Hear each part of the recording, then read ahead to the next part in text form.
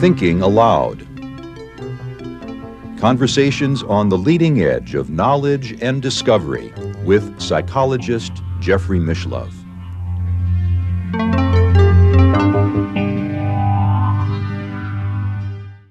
Hello and welcome. I'm Jeffrey Mishlove. Today, I'd like to talk to you about Horus, the Egyptian god, Horus, the archetype, Horus.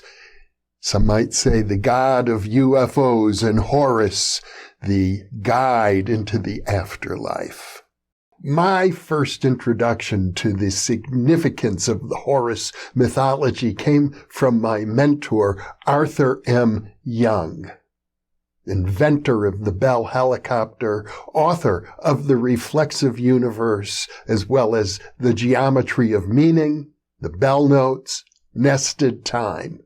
I owe a great deal to Arthur Young.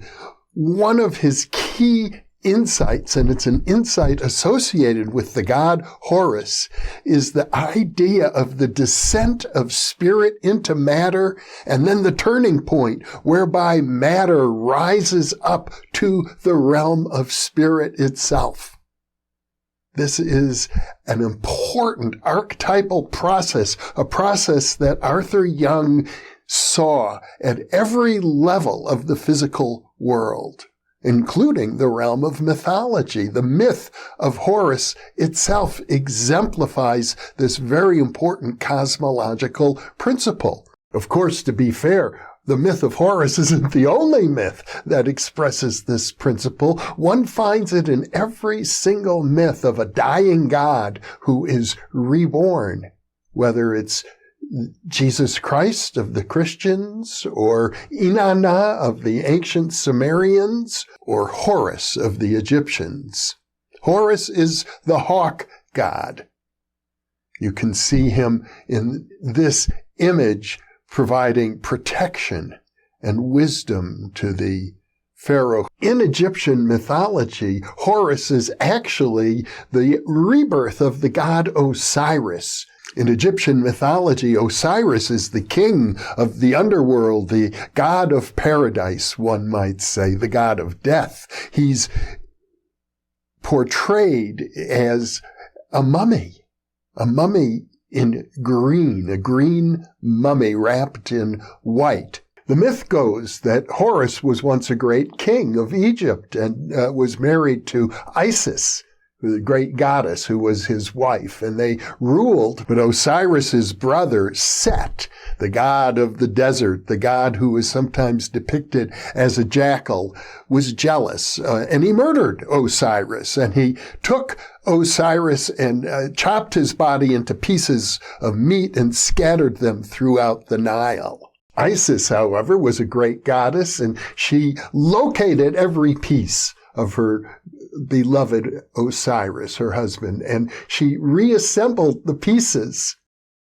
And the penis was the last piece, I think, that she reassembled. And then she converted herself into a bird. She landed on top of Osiris's penis and gave birth to the god Horus, the hawk god. I actually have in my possession here in my house in Albuquerque a sarcophagus, an ancient Egyptian sarcophagus approximately 3,500 years old, dating back to the era of Moses. It was found in the Sinai Peninsula during the Israeli occupation, but it's a tiny sarcophagus. It's a sarcophagus for a hawk, because the Egyptians revered the hawk as embodiments of the god Horus. And you can see in this depiction from the Egyptian Book of the Dead, the deceased has to pass through the 14 gods at the top of the image to let them know that his heart is pure and innocent and without sin. regardless of whether he committed sins or not. In the physical world, his heart was pure. Then he gets led to the weighing of the heart. against the feather of truth. And you can see in this depiction that the heart in a little jar is lighter than the feather of truth. And so then Horus escorts the deceased into the paradise of Osiris. So Horus is a god of the underworld. I myself had a very unusual personal encounter with Horus. It was under the influence of ayahuasca.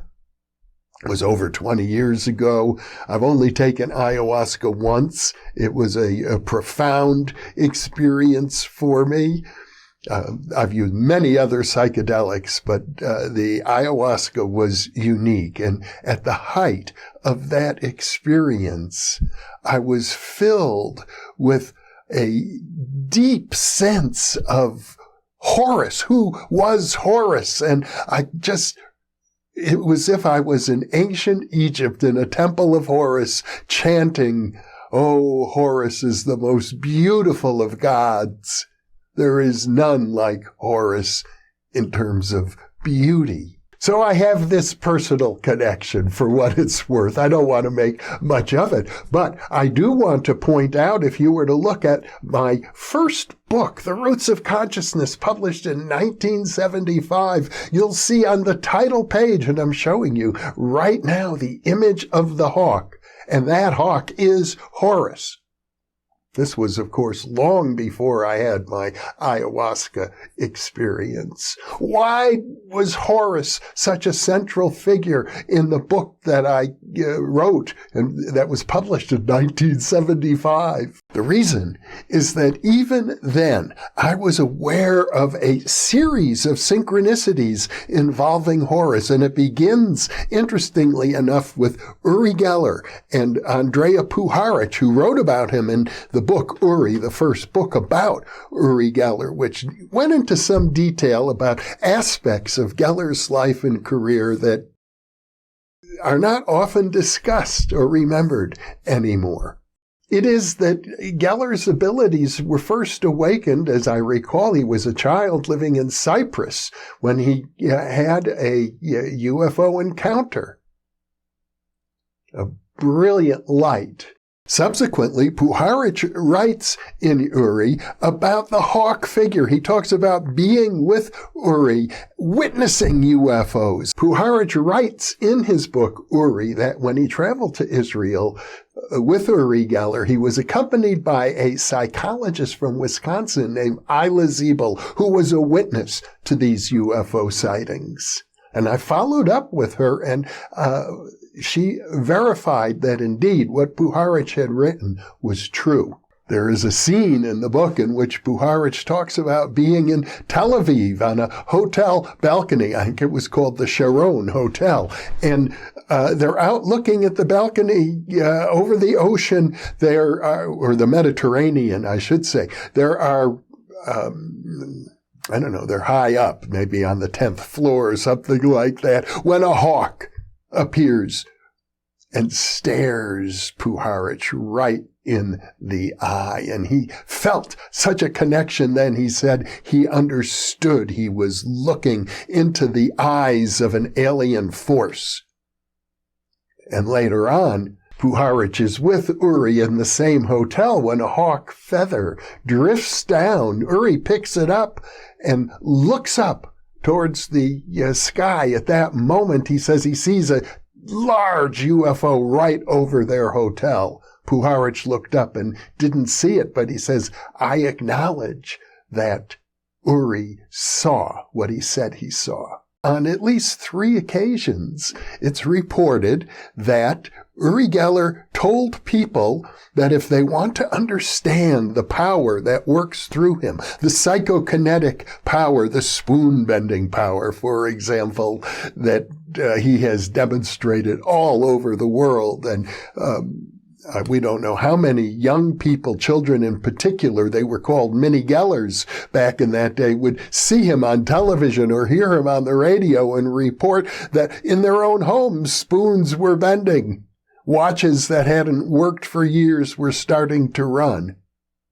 What is the power behind that? The power that was somehow bestowed upon Uri Geller through the intervention of what we call, in our ignorance, UFOs. Uri said, "Look into my eyes and you can see that power." Now, my good friend, Saul Paul Sirag, who has been interviewed many times on the Original Thinking Aloud channel and on the New Thinking Aloud channel, was one of those individuals. And when he looked into Uri Geller's eyes, what he saw was Geller's whole face transformed into that of a hawk. Interestingly enough, Andrija Puharich had the same experience, looking into Geller's eyes and seeing him transform into the image of the God Horus. A third person also had that experience of looking into Uri Geller's eyes and seeing his face transform into that of a hawk. It was Ray Stanford. I know every time I bring up Uri Geller, I hear from viewers who say, "He's a fraud. Look what happened to him on the Johnny Carson show." Which is sort of ridiculous. It's assuming that Geller is supposed to be accurate, or not only accurate, but effective 100% of the time. It's as if you were to expect Babe Ruth, the greatest baseball player of his era, to hit a home run every time he comes to bat. Actually, Babe Ruth struck out more often than he hit home runs, and the same thing is true in the psychic realm. So the fact that Uri Geller apparently was unsuccessful in producing psychokinesis while he was on the Johnny Carson show some 50 years ago is, as far as I'm concerned, completely irrelevant with regard to the scientific evaluation of his abilities. I have had personal encounters with Uri Geller, enough to convince me that regardless of what he may do on stage as a performer, that the psychic abilities that he demonstrated were very real. For example, I mentioned my friend Saul Paul Sirag, who looked into Geller's eyes and saw his face transform into that of a hawk. Geller was known for being able to take a bean like a mung bean, hold it in the palm of his hand so that everybody can witness it, and before their eyes, and I've witnessed this, the bean sprouts as if time is being accelerated, so you can actually watch that bean open up in a sprout form in a matter of seconds, actually. Well, Saul Paul had the idea to run a little experiment of his own. So one day, he surprised Geller. He was with Geller working on a magazine article at the time, and he handed Geller a bean sprout. And he told Geller, "Make the movie run backwards." Uri Geller closed his fist over that sprout for a few seconds, and when he opened up his hand, there was a mung bean, not a bean sprout at all. And this is a very interesting demonstration because Geller had no idea it was coming. But it suggests that amongst the other powers associated with his remarkable abilities, something about being able to reverse time in a localized area inside the palm of his hand is amongst those that I would associate with the archetype of Horus. Now, do I think that Horus is a self-aware entity, a deity, a god who exists in the Egyptian heavens? Actually not. I'm really not a religious believer, but I like the application of the notion of Jungian archetypes. I think of the Horus archetype as an expression of the source of consciousness itself, the ground of being that we all share. One might call it mind at large. Yes, the Horus archetype is an expression of mind at large, just as you are, just as I am. But it is an expression associated with the afterlife. It is an expression associated with psychic powers. It is an expression associated with UFOs. And for that reason, I find it very meaningful and fascinating.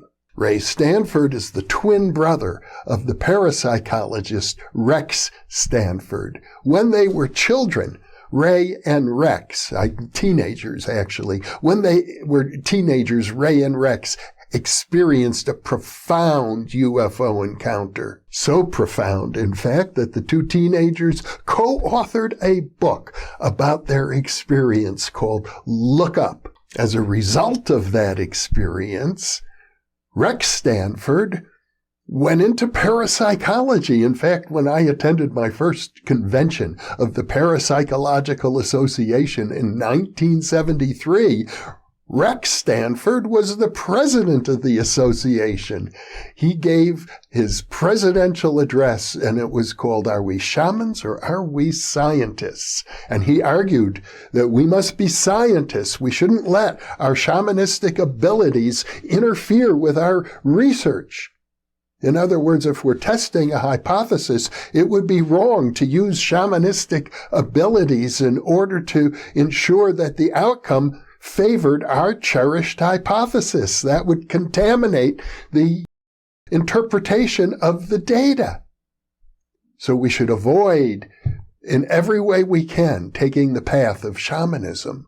Ironically, Ray Stanford chose the path of shamanism. He became a great psychic. In that era, he was regarded as possibly the heir to the one might say the psychic throne, metaphorically, of Edgar Cayce. He was channeling extraterrestrials. He also became a researcher, an early researcher using advanced electronic technology and instruments to track UFOs. This is back in the 1970s. He set up an organization called Project Starlight International, and it was well financed. They had a large piece of land. They created flashing lights on the surface of that land to attract UFOs, and they had all sorts of electronic monitors and telescopes. And Ray, as a matter of fact, to this day has a collection of UFO photos, important UFO photos that have been written about in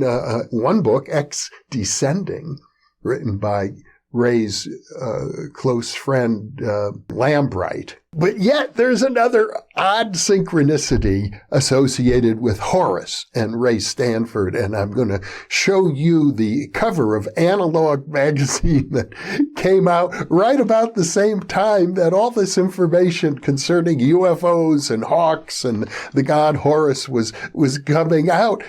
You can see on the cover of Analog magazine a painting illustrating the main story that appeared in this issue called The Horus Errand.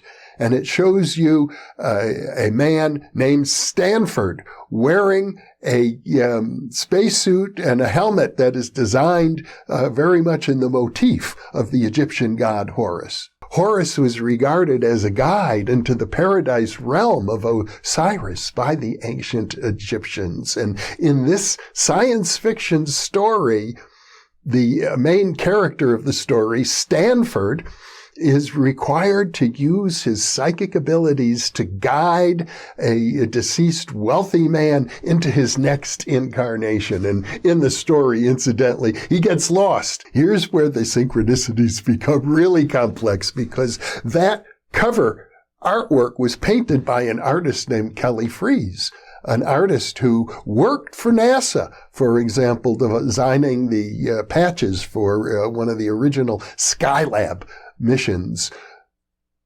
It turns out friends of mine, Alan Vaughan, a great psychic, knew Kelly Freas and reached out to him and learned from him that he had had a reading from the psychic Ray Stanford.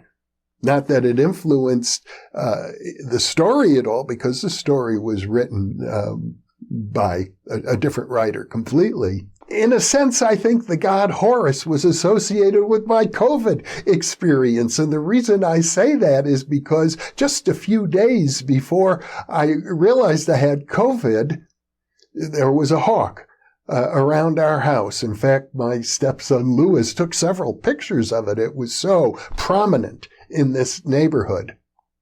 I'm showing you one of those pictures right now. And then we discovered a pigeon. Well, it was no longer a pigeon. All that was left of the pigeon were feathers and feet. A hawk had apparently killed this pigeon in our yard and eaten everything, just left the feathers. I took it as an omen that I should be aware that something was about to happen, something dangerous, as a matter of fact. To compound matters, the hawk actually slammed into a window in my bedroom. I think it happened right after the hawk ate the pigeon, because it appears that it flew up into the window and regurgitated as it hit the window, and as you can see in this photograph. So once again, the hawk is trying very hard to get my attention. And as I say, I took it as a warning that there was something dangerous was about to happen. Yes, and that's when I discovered I'd contracted COVID. But shortly thereafter, I began meditating. I began thinking about the significance of the hawk, of Horus, the most beautiful of gods. And I was filled with this radiant light, a powerful healing energy. In fact, it was probably more powerful healing energy than anything I had ever experienced along those lines. And I like to practice sending healing energy as much as I can. But this was at another level. And then, to my pleasure, the COVID just lifted. It went away so fast. I was surprised, and everybody around me was surprised as well. So I think there is a healing component to Horus. But to be honest, Horus is also a god of war. You see, after he was reborn, after Isis assembled the pieces of Osiris's body that had been tossed into the Nile, after she had sex with the penis of the dead Osiris, after she gave birth to Horus, Horus then had to avenge the killing of his father Osiris, and Horus engaged in a lengthy battle with Set, which is described in detail in the ancient Egyptian hieroglyphic literature. Horus is battling Set, and the two of them, Horus and Set, engage in sex as part of their battle. So the Egyptian mindset is fascinating in this regard, that one might say that Horus is a great warrior and a lover of all things, including his enemies. Perhaps that's why Horus is the most beautiful of gods. What's in all of this for you? Well, keep an eye out for hawks. See how they are interacting in your life. But more important, I think the lesson of Horus, the Horus archetype, reminds me to embrace all of reality. I'd like to leave you with a poem. It came to me in a dream in the middle of the night. I've described it in a previous InPresence video, and I'm going to link to it right now. If you have a laptop or desktop computer, you'll be able to link to InPresence 0038, in which I recite two poems that came to me in a dream. And the second of these two poems was one when I was in Egypt, and it describes the great myth of the birth of Horus. So Horus has been in my dreams as well. And as such, I regard the archetype of Horus with joy and with reverence.